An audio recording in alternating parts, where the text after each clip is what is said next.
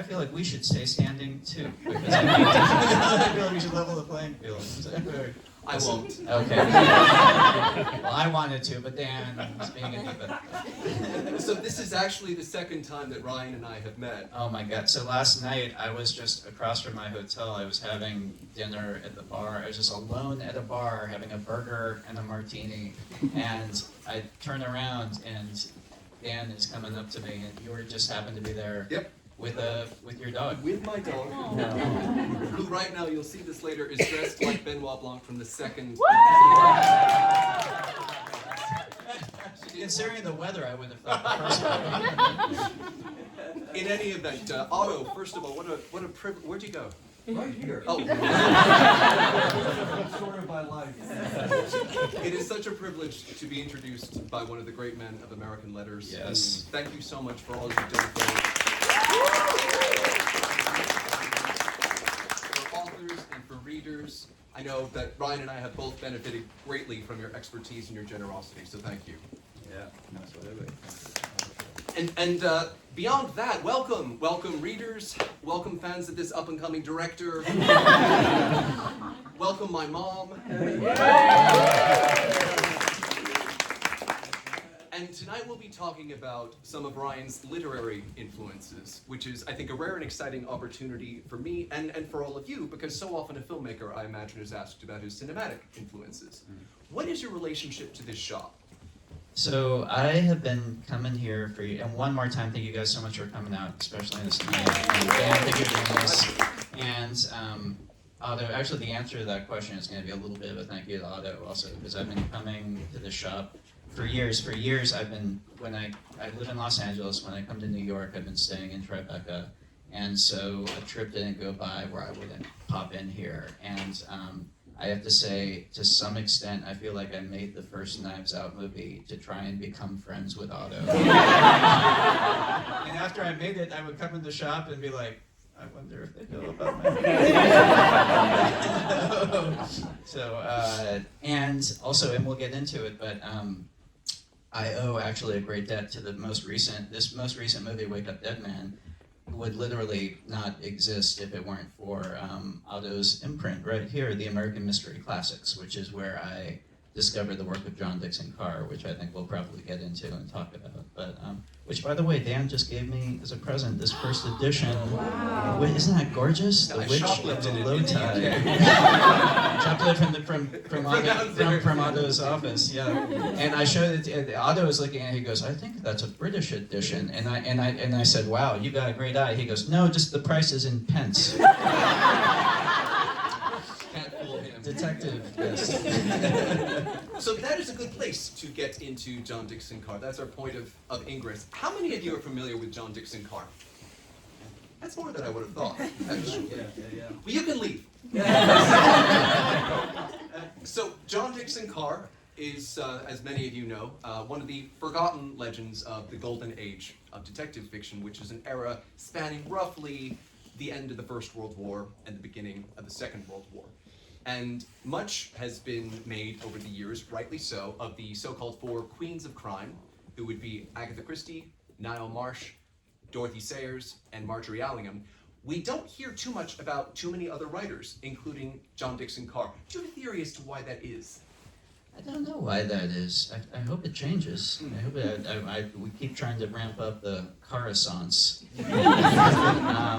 But I think the reality is, and even with, Sayers, some people know, but I feel like with the general reading public, Christie ends up kind of, and I'm the biggest Agatha Christie fan in the world, and I feel like I drew so much inspiration from her books. I love her so much as an author, and but I do feel like the conversation tends to start and end with Christie, so it's less about outside of those four, it's more even outside of Christie. We need to start expanding the bubble of the classic, the golden age detectives, which is why I think the imprint is so good. But with Carr, I don't know, I feel like he's ripe for rediscovery because his books are not just, I guess for the benefit of people here who aren't familiar with him, just to kind of describe what attracted me to his work and what you're in for if you pick up one of his books, which I guess you're here, so you have picked up one of his books. And I talk about this a little bit in the introduction I wrote to The Problem of the Wire Cage, but he specialized in the impossible crime. Oh my God, you have all the little notes in flag hand. I'm in trouble. He specialized in the impossible crime, or the locked door mystery, which is a very specific little subset of the mystery genre, and it's a form that I love and adore. It's so specific. It's so difficult to do right. The other thing about Carr, though, besides his skill sort of as a puzzle constructor, he is just a hell of a writer. Yes. And there's a great, I know Dorothy Sayers, I forget which novel was it where that he actually thanked her or acknowledged her in, I think, because she had written, oh, there you have it. Here, you want to read? Yeah. Sure. Yeah. Dorothy Sayers wrote, Mr. Carr can lead us away from the small, artificial, brightly lit stage of the ordinary detective plot into the menace of outer darkness. He can create atmosphere with an adjective, alarm with an allusion, or delight with a rollicking absurdity. In short, he can write. Which, I mean, it's so true. It's so well said, and you'll see if just anyone who hasn't, if you just start reading Problem of the Wire Cage, or if you pick up, and you should, Hag's Nook or The Crooked Hinge. He immediately pulls you in. He has the skill of creating atmosphere that is just incredible. And he leans into kind of like a gothic horror vibe, kind of like very influenced by Poe. And he always kind of veers towards the supernatural with his books. And also always, or in his best books, he forefronts human drama and emotion. Like in The Wire Cage, it doesn't start with kind of a mystery or a puzzle or detective. It starts with a jealous kind of love situation, love triangle. And that's what he uses to grab you and yank you into the book, which all my favorite detective fiction kind of follows the same thing. You lead with the human and then you build a mystery around that. And Carr was terrific at that. So Carr had 3 principal series, one of which he abandoned pretty early on. It was set in Paris, and it featured a young man named Henri Berquin. Berkelin, there we go. Yes, I got there. The other 2, which he wrote contemporaneously for the next couple of decades, featured Gideon Fell and Henry Marivale, who were, and I think you said this on stage at the Paris Theatre last month, in some ways not dissimilar, the 2 of them. Yeah, they got similar vibes. I'm a Gideon Fell guy. Yes. I think Gideon Fell is one of the great creations in all of detective fiction.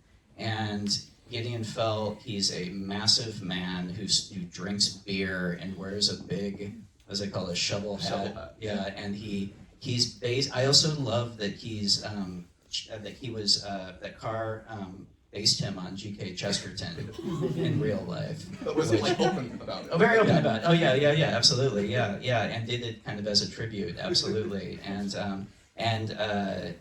Fell is such a fun character, and he's just as bon vivant, and he just, and the only problem is after I read one of the books, I end up drinking too much beer, and because it makes it sound so good, because he was watching it down. He's also got the 2 canes. Yeah, he walks with 2 canes, I love a that. large man, yeah. And he, to me, makes for an appealing contrast with, say, Sherlock Holmes, whom Carr did, of course, grow up reading. But Holmes is a badass. He is lean. He's athletic, I think, beneath the tweed. Gideon Fell is repeatedly described as massive, as obese, Rotund. like fatty fatkins. Exactly. And he's okay with that. Interestingly, occasionally, and Problem of the Wire Cage is one of these rare instances, there is allusion made to Fell's wife, but we never learn her first name. Much like Columbo. Yeah, there you go. That's right. I keep forgetting. Interesting, right? Yeah. They had that great Columbo episode, and we could just talk about Columbo for the rest of the time. You want to do this? Come on. What was the great Columbo episode that was set on a cruise ship where Columbo's wife was on the cruise ship? Is that why he was? And you keep and you keep the gag was you keep missing her. And then there was oh my God, there's an incredible episode of Columbo. I promise I'll stop after this. That starts at the funeral of Columbo's wife. I know, but then you gotta watch it because it goes someplace you would not expect it to go. It's absolutely delightful. Yeah. Speaking of going places you don't expect places or things to go, he does owe a debt to the Gothic and horror traditions, and we see this sometimes in his titles. One of his later Fell books is called The House at Satan's Elbow. I mean, The Witch of Low Tide. Witch of Low Tide is Yes. also pretty forbidding. I just wonder, if you're like the real estate agent at the House at Satan's Elbow, how do you market that? That's tough. It's Satan's Heart adjacent. School district is actually Satan's Heart. So, yes. And consistent with that, his mysteries do seem to almost promise the supernatural. They certainly invoke it, and yet at the end, every single time, we are proven wrong if we're expecting that sort of eventuality. Is this something that has appealed to you about his books? It appealed to me so much that I flat out stole it for this latest movie. Yes, absolutely, and he's so good at it because you think you know that it's going. I mean, you know that it's not gonna end up being a ghost, but he brings it to the point where it feels like there's no other explanation for it. I think your dog is getting a call. The feds are on to That's all right. That's all right. That's all right. She's back there bringing up the. I think we're good. I was flipping through here because not just his titles, but also, sorry, I'll come back to the question, but also his chapter titles are so good. Oh my God. And go on, sorry. No, that's it. I was flipping because I know there's a few that have like them listed out. I don't know if they're in this editions, but they're absolutely delightful. So I was diving into the entire backlist as much as I could hoover up anyway. And when I was stalking Ryan the other night, I was reading the Mad Hatter mystery, which does have these fun descriptive chapter titles. The chapter titles in The Problem of the Wire Cage are like Malice. Yeah. Oh yeah. Murder. Yeah. Malice, murder. Humor was a good one. I like that. It's so good. I love it so much. He is funny. His books are self-aware in a way that I find a lot of writers in this space are not. It's funny. I absolutely agree. I feel though like consistently, and this is something that because I get asked about the Knives Out movies and that they're kind of like cheeky or that they kind of are self-referential to the genre. And to me, when I read Golden Era detective fiction, I'm surprised that it feels like from the inception of the genre, it's a genre that's been aware of itself, and that refers back to itself, and that is self-aware. I mean, obviously, Carr does it, like you said, like even Fell's, locked door rules lecture that he gives in The Hollow Man is really rules for a literary form more than anything else. But Christie obviously did it with she was referencing herself with who's a great character. Someone's gonna call it out. Yes. And so anyway, so for me, it's a form that has always been playfully self-referential, which I love. But it's to get back to the question you asked. So the supernatural element of it, that was part of with Wake Up Dead Man, because the movie is kind of about faith and it takes place in a church, and that does come from a very personal place for me. I grew up very, very Christian. I grew up not Catholic. I grew up evangelical, and I was deeply personally Christian up through my early 20s, and I'm not anymore. And so it's something I got a lot of feelings about, and so. But also, I was looking not just for a setting for a mystery, but I'm always looking for how does the theme of it interlock with the form of the mystery to give us something interesting. So those two things move with each other like two gears. So the notion of the impossible crime, and this very much took a cue from what Carr does with the supernatural, the notion of the impossible miraculous crime in a church, and interacting with the notion of miracles and faith, and the idea of a resurrection, and the idea of setting something up where it happens in this setting where it's all about belief, and that's going to tend towards a certain, so I don't know, it was elemental actually to kind of this movie specifically. To dip briefly into the new film, which I recommend, I couldn't recommend it enough. Yeah. There is a scene in the middle that caught me very much by surprise. It's a scene where one of the detective characters is engaged in what seems to be revving up to be slapstick comedy. He's trying to solicit information from another character whom we barely glimpse. Keep the mic closer to your mouth. Oh, sorry. No, it's fine. Do I just need to? Oh. Yeah, there you go. Do I need to repeat that so people hear me? I'm talking about how great Knives Out 3 is, and in one scene, one of the detective characters is trying to solicit information from another character over the phone. It's funny until it's not. The character says something, and in the space of a line, the film, quite, to use an overused word, quite literally closes the door on Benoit Blanc to explore a deeper mystery, a mystery more profound than the one he's been engaged in investigating himself. I thought that was a really audacious and generous move, and it reminded me of Chesterton, who used the Father Brown character to explore more quotidian mysteries, of course, but there was this overarching theme of a larger governance or influence. Did you read the Father Brown books, or the stories? Yes, and I reread all of them right before I wrote the script, actually. Okay. It was a very, very big influence on this movie, and it was also part of what gave me I won't say confidence, because no real writer has confidence. It gave me the gumption to, and gumption's a good word, it gave me the gumption to think that the notion of the heavier themes of morality and religion could play well with the mystery form. The other thing I love about, and I love Chesterton's writing in general, and The Man Who Was Thursday, and he's an extraordinary writer. The thing about Father Brown that I love also that was applicable to this movie, Father Brown he's a great detective, not because he understands the perfect and the divine. He's a great detective because he understands the sinful and the flawed and the human, and he has empathy with it. And that fed directly into the main character, Father Judd, in this movie, and kind of was an entry point. Also, I just watched for the first time, it was kind of hard to get. I had ordered like a DVD of it, the movie with Alec Guinness playing Father Brown. Have you seen this? It was called, yeah, the American title, they just called it The Detective in America, but it's called Father Brown, the UK version. It's absolutely delightful. Is it great? It is, I don't know, it's great. It's absolutely delightful. But Alec Guinness is great in it as Father Brown, and he gives kind of like one of these performances, but he is absolutely wonderful in it. Yeah, and they got that great line in there. Where does a wise man hide a leaf in a forest? And and I really enjoyed it.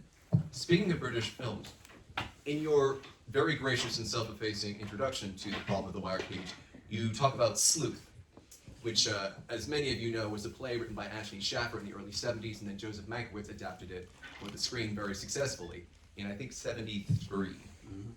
You describe it as one of your favorite films. And in particular, you single out this passage at the very beginning of the movie, which also exists in the play. I did look up the script. Oh, it is. Okay. Yeah. All right, good. In which Laurence Olivier's character is describing. Well, could you tell everyone? Yeah. So Sleuth. How many here know Sleuth? I'm sure a lot do. Yeah, I'm sure a lot. Okay. So so Sleuth starts with in the film version. They're kind of Michael Caine is showing up to Laurence Olivier's house, and he's trying to find him. And Olivier is a mystery writer, and he's dictating the end of his novel. And he's describing what's a detective. He calls him like Lord Merrydew. It is married. Yeah. And he basically is dictating the end, and it is the mystery and the problem of the wire cage. And luckily, he comes up with a completely different solution for it. He doesn't spoil it, but it's a direct reference to this book. And I have that movie memorized, and so when I started reading this book, I was like, wait a minute, Anthony Shaffer. Also, I'm so happy you pronounced it Shaffer, because that's how I've always pronounced it. I've always been slightly insecure if it was Schaefer or Shaffer, so that's great. Okay, good. I had to listen to an audiobook. Thank God. So you did your homework. All right, between the two of us, we're wrong. We can be wrong. But also, Anthony Shaffer, I should point out, brilliant writer, brilliant playwright, also was responsible for adapting some of the Christie adaptations that are some of my favorites. Evil like, Under the Sun. I love Evil Under the Sun. Did he do Death on the Nile? Yeah. Death on the Nile for me is the sweet spot, and Peter Ustinov as Poirot in that movie, I just adore it. But I think it's also a wonderful, wonderful adaptation. Yeah. I was reading the first pages of the script for Sleuth, the theatrical script, and it is dedicated to Father Brown, Mr. Philip Trent, Mr. Max Carados, Dr. Reginald Fortune, Mr. Roger Sheringham, Mr. Albert Campion, Mr. Nigel Strangeways, Lord Peter Wimsey, Dr. Gideon Fell, and Monsieur Hercule Poirot. And I read a lot in this space. I did not know all those names. Did anyone? Did you know? I'm so happy you didn't, because I didn't know. I do know that, by the by, Nigel Strangeways is a detective created by Nicholas Blake, which was the pseudonym of British poet laureate Cecil Day-Lewis, whose son Daniel became an actor of some note. So, Look at have that. Mr. Researcher.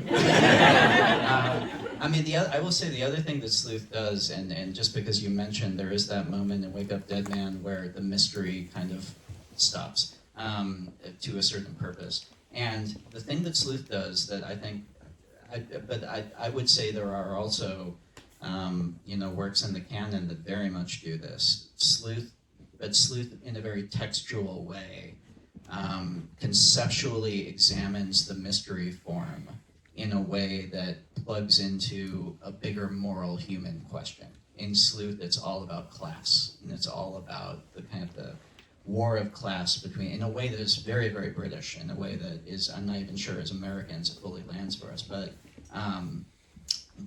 it takes and in a very open way uses the mystery form to examine that, but in a way where the mystery form is a concept in the movie itself, and I love that. And for me, that's also something that I feel like in a way, like even an author like Christie was doing that in a way, because she got conceptually the swings that she would take, or with something like Ackroyd, for example. Yeah. Yes. It's hard to think about that book and not think about the fact that she is openly acknowledging the reader's familiarity with the form and using that as, and I'm saying it's very delicately, in case there's somebody here who hasn't read The Murder of Roger Ackroyd, and using that in order to accomplish what the story needs to accomplish. It's on the table. And that's something that I love, and that's something that I think with all three of these movies I've tried to do in some way. I've seen your work, your Knives Out work, described as transcendent, and I was... You have to make that noise if you say the word transcendent. It's the law. I'm sorry. I appreciate it. I'm not. That's what I said too, actually. I was reminded of something Roger Ebert, who was one of your champions, said concerning genre. He was talking about a film, a thriller, that he didn't feel quite worked, not one of yours, that he felt stood outside itself and commented on itself and condescended to itself. Mm-hmm. And he said, I think you can transcend genre, but you have to go through genre, not around it. Mm. And I quite liked that. And I read that not long before seeing Wake Up Dead Man. Here is a film that is, to an extent, aware of what it is, and yet because it embraces it, I think it's a sincerity and its commitment that really makes it work on both levels, as an entertainment and on something more profound, I really would say. Appreciate that, yeah. Appreciate that.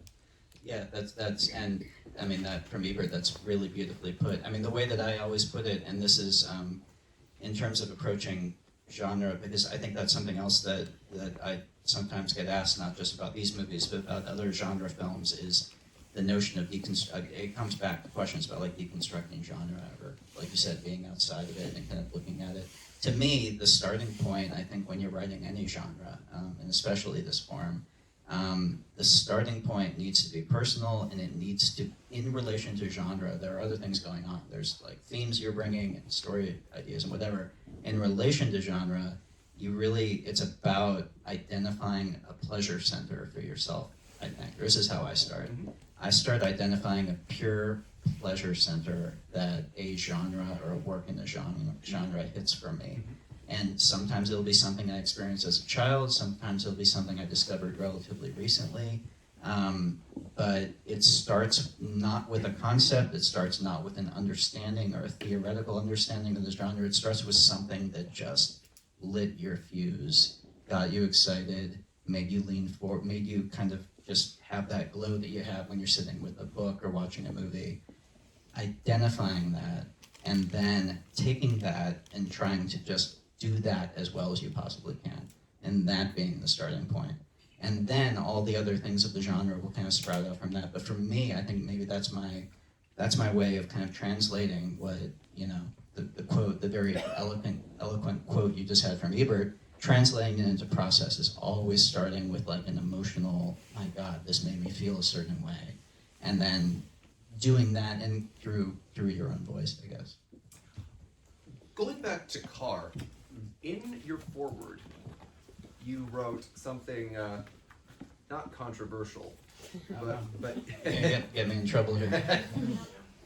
You said, in fact, to risk sacrilege here, though Carr is one of the premier puzzle constructors of his age, and his denouements are always surprising and satisfying, those final chapters are consistently my least favorite part of his books.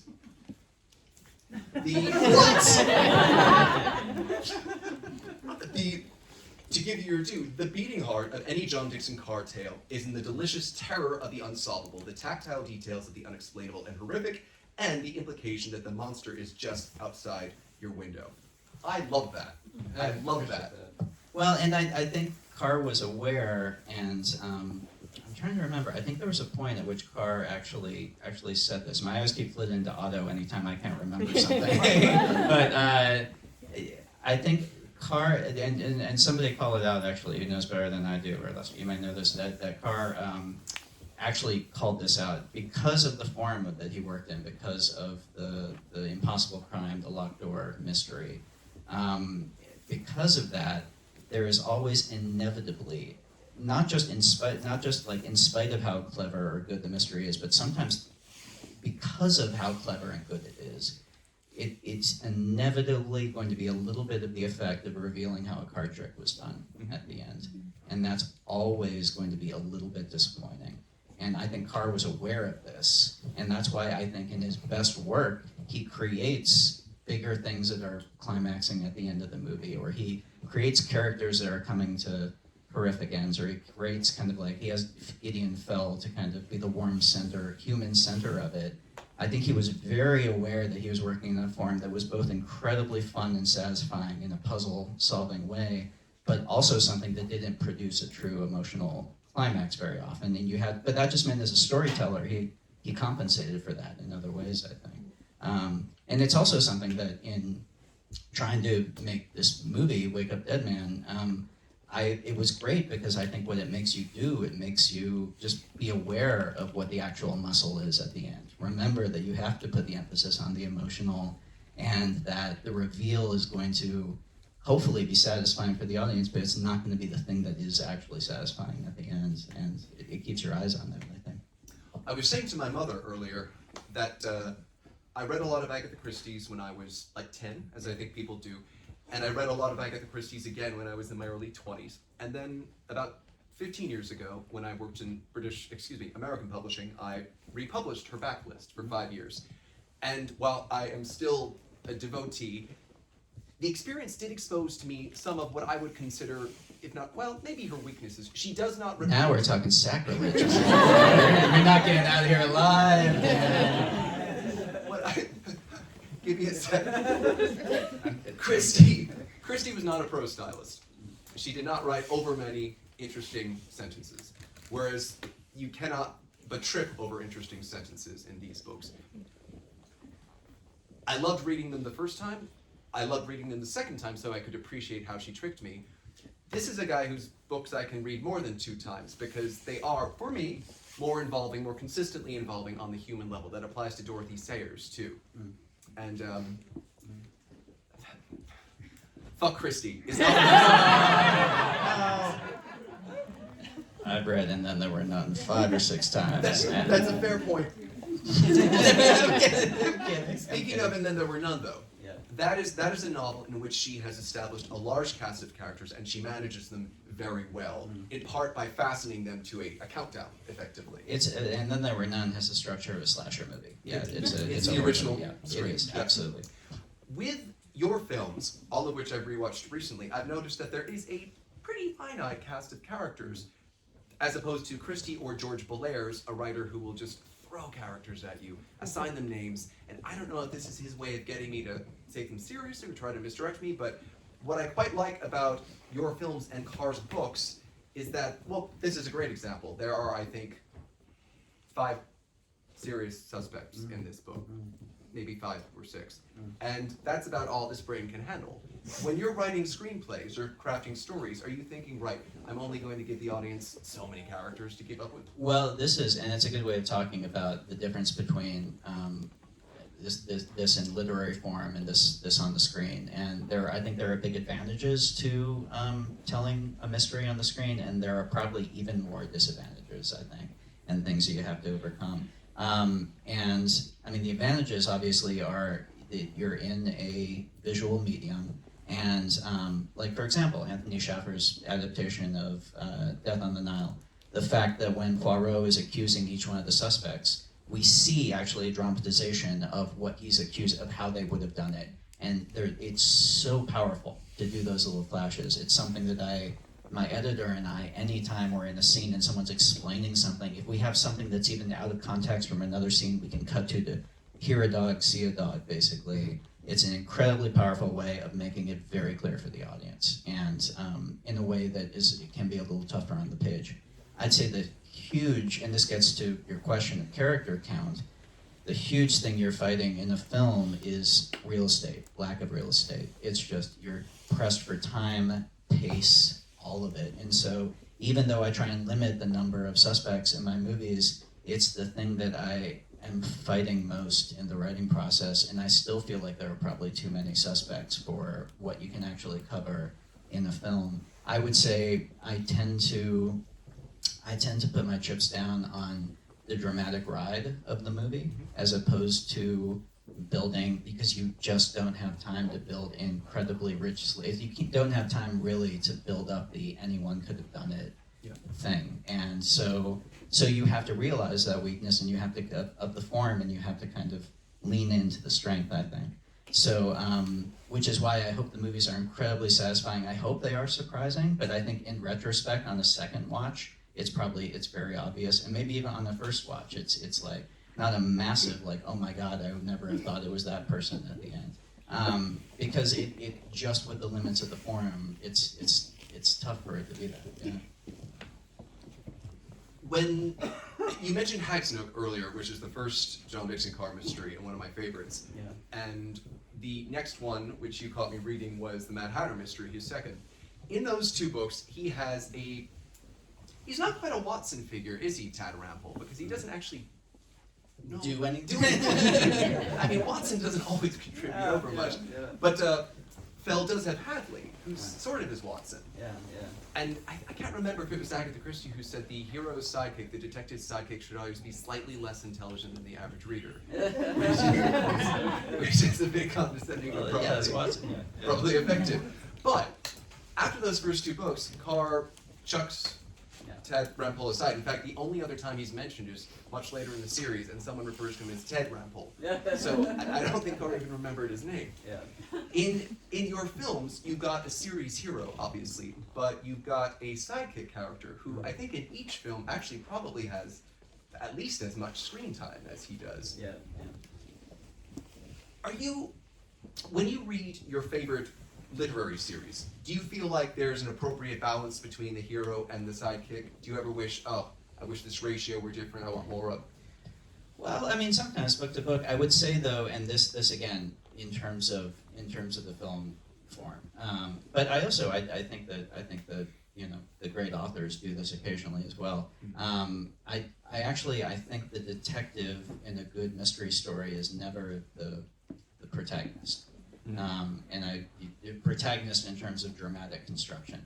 I think that, and certainly the way that I've approached these movies, and in order to kind of make the most out of, I'll use the term real estate again on the screen and on the page in terms of time, I've made the protagonist that the audience is actually emotionally invested in their journey and worried about where they're going to come out. I've made them the sidekick, and so it's kind of a 2-in-1 thing. Which, and so you have kind of a Watson character, and you also hopefully are using that to draw the audience through in terms of, there's this like Hitchcock, wrong man accused thing, definitely in the first movie with Anna de Armas's character, and then in this one with Father Judd, So it's a way of kind of combining those two things so that we do have a sidekick so they can bounce off back and forth. And then I add in this one as well as in the first one, also kind of the trope of the police detective, the friendly, the sympathetic police detective who's along for the ride. So, yeah. What did you grow up reading? Christie.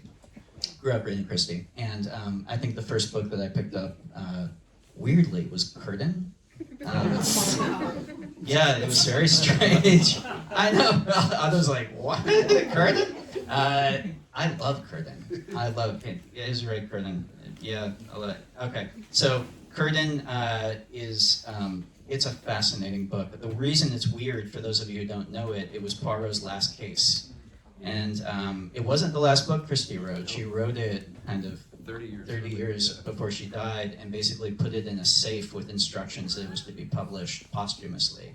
And it is the thing is, and this actually is a book that I can reread over and over, because there's a sense of dread in that book, in Curtain. There's a sense of just existential heaviness to that book. And I won't say much about it because I don't want to spoil it. But the basic gambit that the book is playing, that it reveals at the end, is so conceptually bold and so dark. And the way that it finishes with, has it be Poirot's last case, is something that I think is kind of extraordinary. But the big thing is it was the pocket edition paperback of it, and it was on my grandparents' shelf, and it had this jet black cover with an oil painting of kind of a Poirot that looked probably closest to David Suchet, I think, like a skinny Poirot with like a little mustache.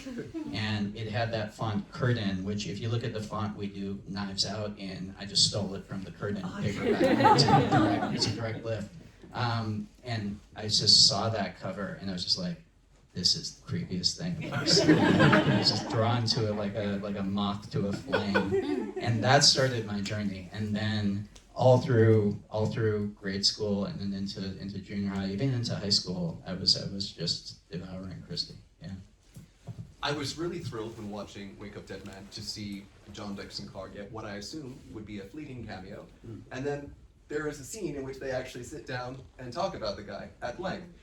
John Dickson Carr's putative masterpiece, The Hollow Man, that was the UK title. Show him the shirt. Show him the shirt.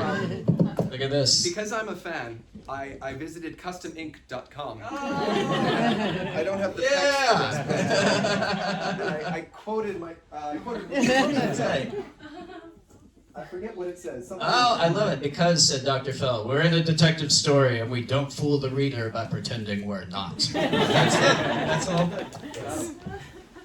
That's so good. Anyway, I just wanted an excuse to strip for you. Well, I got custom underwear made. But we have fun here in the Mysterious. Enjoying yourself here. But The Hollow Man is discussed extensively. The film actually, it doesn't pause, but it incorporates it into the investigation. Sorry. It incorporates this book into the investigation, such that Mila Kunis is going through the ways in which Gideon Fell deconstructs and effectively spoils all these possible endings. And it is breathtaking to watch a movie, a mystery film, in which they are telling you, we could do this, we're not doing that.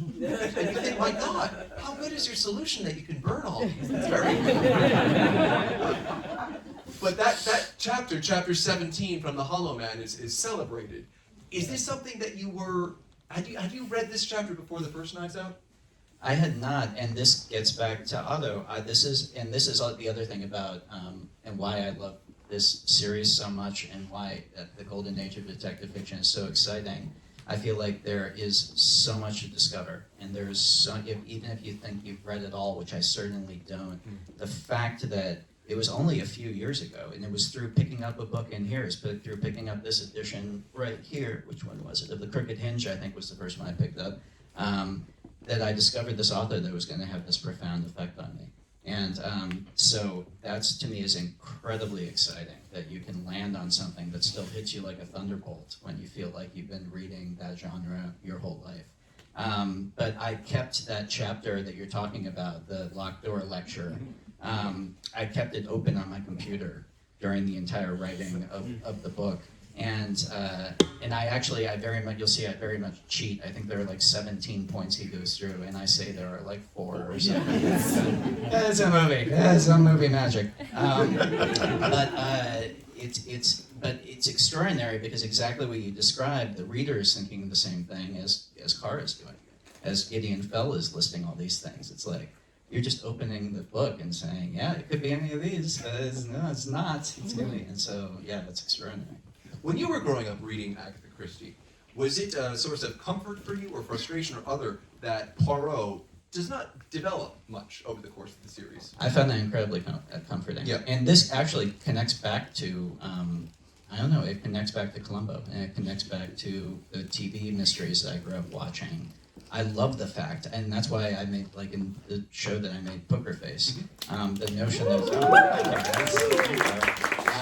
that it was all, and boy, it was a lot of discussions with the streamers, because this is something that is a form that has worked for a whole generation, and everyone just suddenly forgot that it can work, is the notion of a truly episodic form. And the idea that you can do a case of the week, and during that case there's an arc, and the detective will kind of develop over the course of the case of that arc, but they'll do it in the context of the mystery and their relationship with the main people in the mystery. And then it's not like that has to take 9 episodes to develop. You can do that over one. And then even if you watch them out of order, there's a persistence of vision thing that happens, I think, where you feel like the detective is growing because they're growing a little bit in each mystery. So I loved the fact that Poirot was a little bit mysterious, and that I didn't have to read them in order or track some bigger picture over the course of all of them.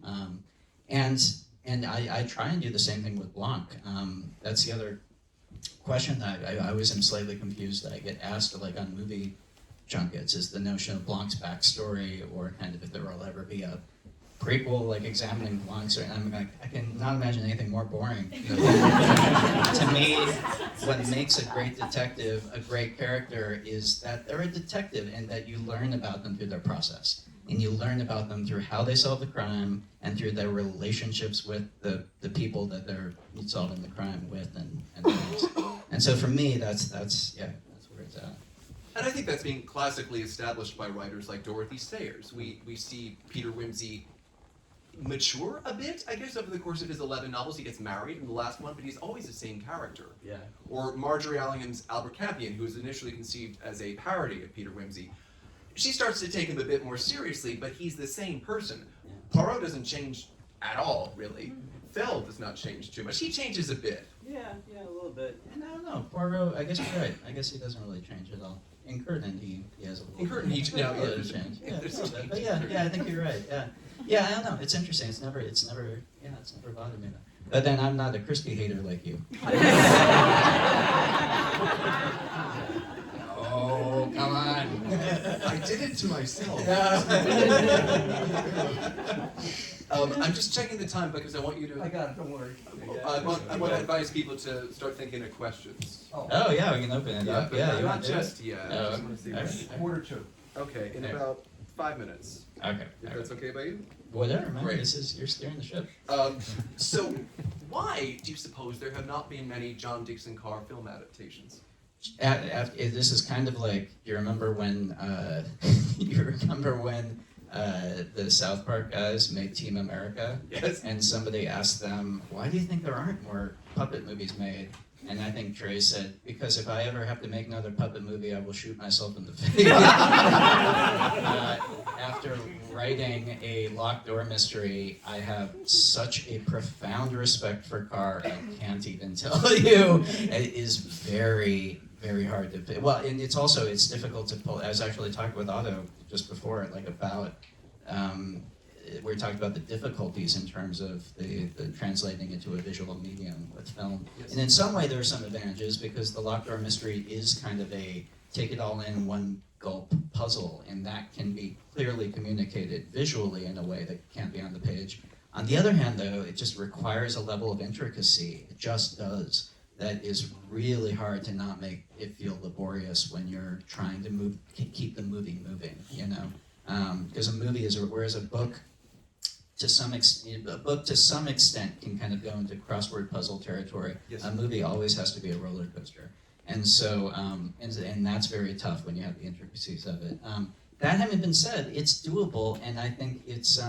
I mean, I know that in the last Brana adaptation, they did kind of like a little version of it, and I mean, I think you can in Haunting in Venice, there was like Yes. it was kind of a little side. It wasn't the main thing, but it can be done, and I don't know. I think step one is to get more people reading him, and then let's see what young writers who are more agile than me in the brain can start doing. That'd be exciting. And before we turn it over to the audience, you, like me, are very grateful to Otto for the American Mystery Classic series. Are there other authors you've discovered through it that you would recommend? Well, you mentioned, let me think. Who else did I kind of went down the Carr rabbit hole, sure. and so I'm trying to think if there are others that I didn't just. It's funny because Sayers is another one that is only within the past 5 years that I started reading. Oh my god, Such a good writer. so good. Whose Body, obviously, which I name check in the movie, Yep. but what's the one? What's the one that's on the beach? Have his Carcass. Have his carcass. Yeah. It's so good. Wait, is Whose Body on the syllabus in Wake It of is, Dead? yeah, Okay, I it's thought on I the saw her. syllabus. Yeah. Got it, It's a okay. great setup with the bathtub. It's I so love good. that one. But also, her writing is fantastic. She was a Her MC terrific is writer. terrific. Yeah. And she always sort of bristled at the notion of being branded a detective writer, so much so that when it came time to publish her final Peter Wimsey book, The 11th, Busman's Honeymoon, she had it subtitled A Love Story with Detective Interruptions. I love that. Yeah. Okay, so we are going to open it up for questions. Oh gosh, okay. Sir. First, thank you for The Last Jedi from the bottom of my heart. You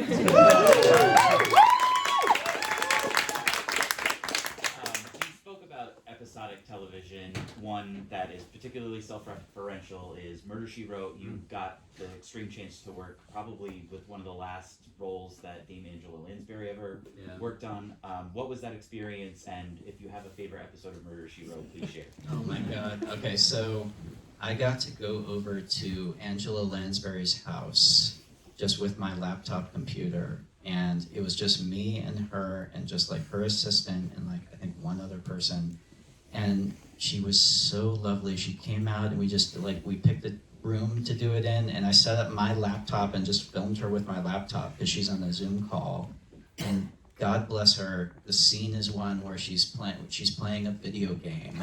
She's playing, what's the name of the video game? Among Us, yeah, and she had no idea what this was, and she just said, I have no idea what any of this is. But it's fine, Ryan, just tell me what to say. And I was like, oh my god. And so she couldn't have been lovelier. She was absolutely the best. And it's like, there are those things where, they tell you don't meet your heroes, but then there are the occasions when you do, and it's better than you can imagine. She could not have been more gracious and lovely.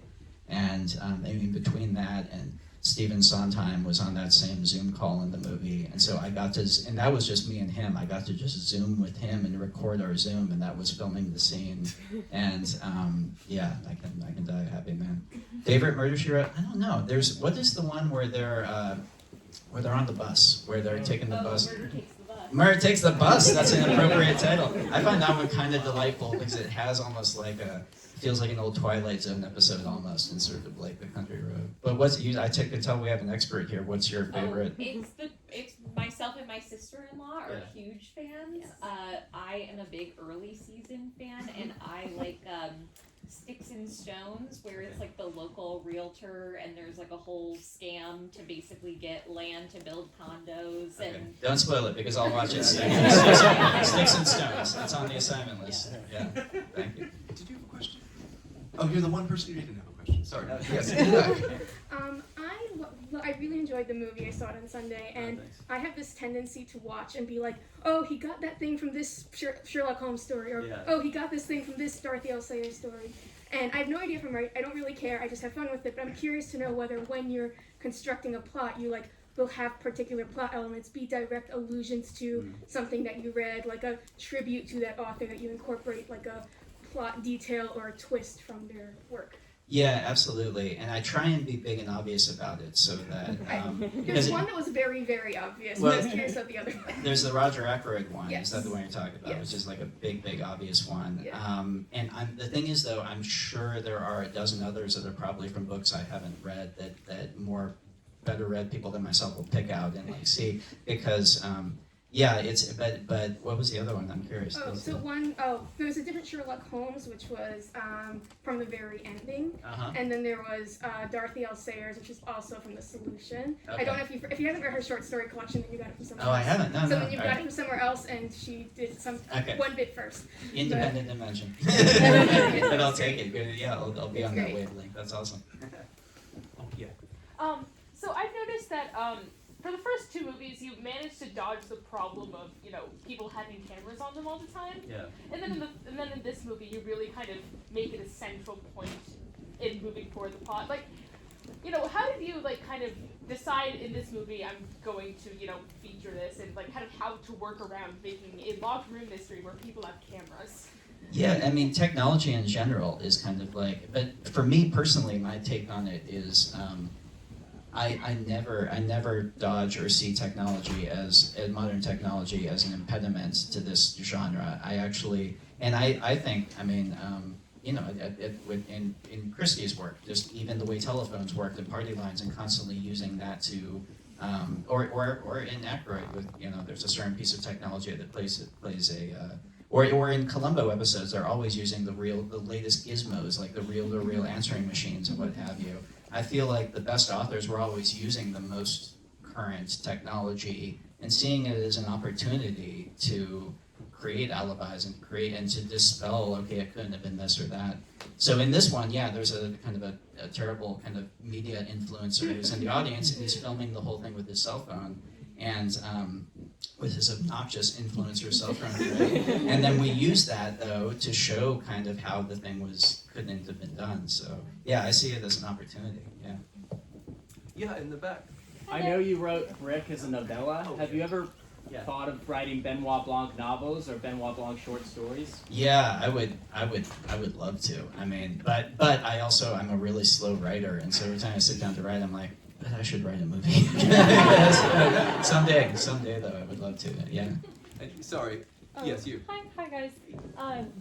I'm Elsa. I'm from Framingham, Massachusetts, which is one of the reasons why I love the first Knives Out movie so much is because I'm from a few towns over from where it was filmed. Nice. And I wanted to ask a question about location and mystery. So in the Knives Out movies, obviously there's three very different locations.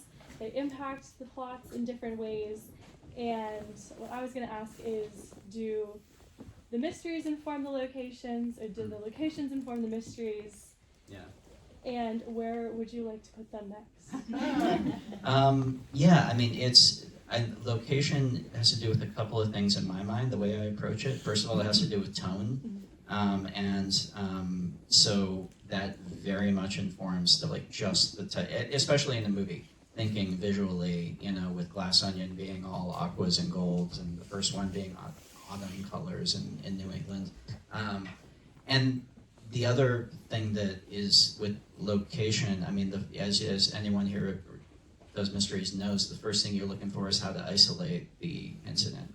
And so that, to a certain degree, ends up defining your location. That's why it's a mansion in the first one. That's why it's an island in the second one. That's why it's a church ceremony. There are only a few people at in the third one. So that's the other logistic place you always just have to be thinking of is what would be. And that combined with, what fits the theme, what fits the tone, and it also, for me, it just feels good because I am making these kind of, in a series to kind of give a different flavor each time, I guess, yeah. And then in terms of, the one thing I will say is I kind of, after making Glass Onion, I kind of consciously didn't want it to turn into sort of a White Lotus thing where it's like, now we're going to Paris, and now we're going to China. And so part of that is why I just said, okay, it's a small town, it's a church, but I know this will be visually beautiful, and this will match the tone, but let's show that this isn't just the trajectory of them, so, yeah. Awesome, thank you. So we got time for two more. I know I'm leaving most of you in the lurch. Who is furthest in the back? I can't see. Yeah, all the way back there. Yeah, I see, and the yellow sleeve. Shout out. Hey, Hi, can you hear me? we can. Okay.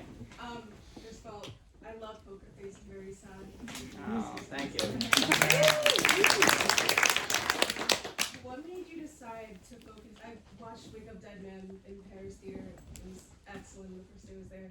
What made you decide to focus more on humanity in this season and a lot more common humanity than focusing on wealth? Because there was like a theme of control again, but it was much more, I think, conceptual to the everyday person rather than just like the elites. So just to summarize for those who couldn't hear, what made Ryan focus in Wake Up Dead Man more on humanity? Is that what you were saying? Yeah, like common humanity. Common humanity.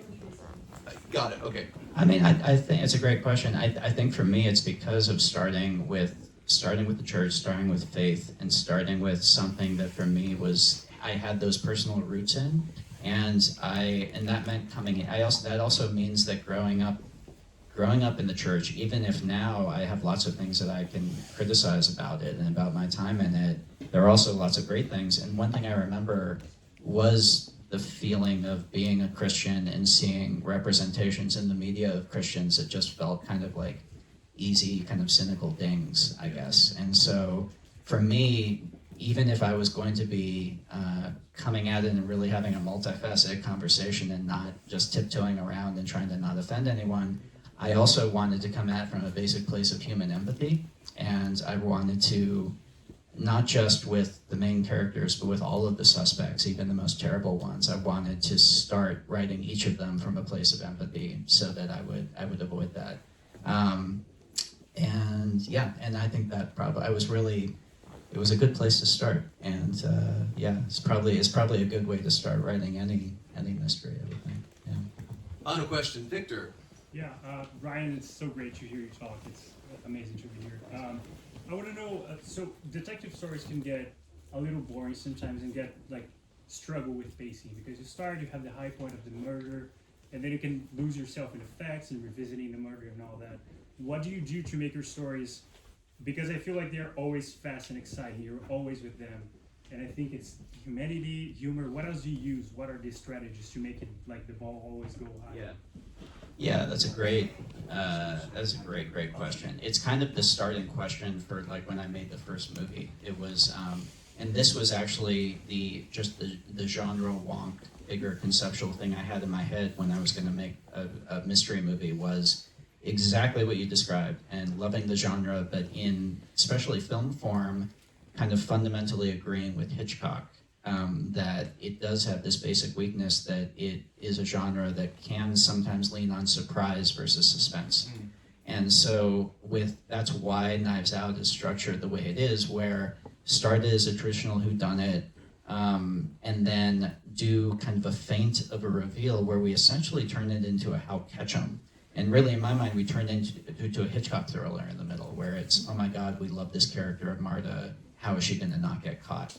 And that then powers us through the middle, and then we turn it back into a whodunit at the end. And so structurally, with each of these, I've tried to approach them thinking in terms of what's dramatically forging us forward and what's pushing it forward. And if the answer to that is the reveal of information, or the answer to that is clue gathering, then it's just not going to work. And so you have to think in terms of basic dramatic structure, and you got to always be propelling forward.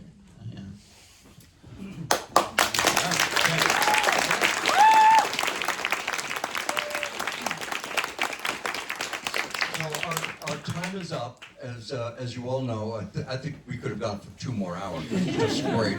But I have a couple of things just before we go. Ryan, the proper title of the book is The Three Coffins, not The Hollow Man. The Hollow Man is okay. The Hollow Man is the British title if you're trying to pass for British. But Otto, what you don't realize is that And also, it's locked room mystery, not locked door mystery.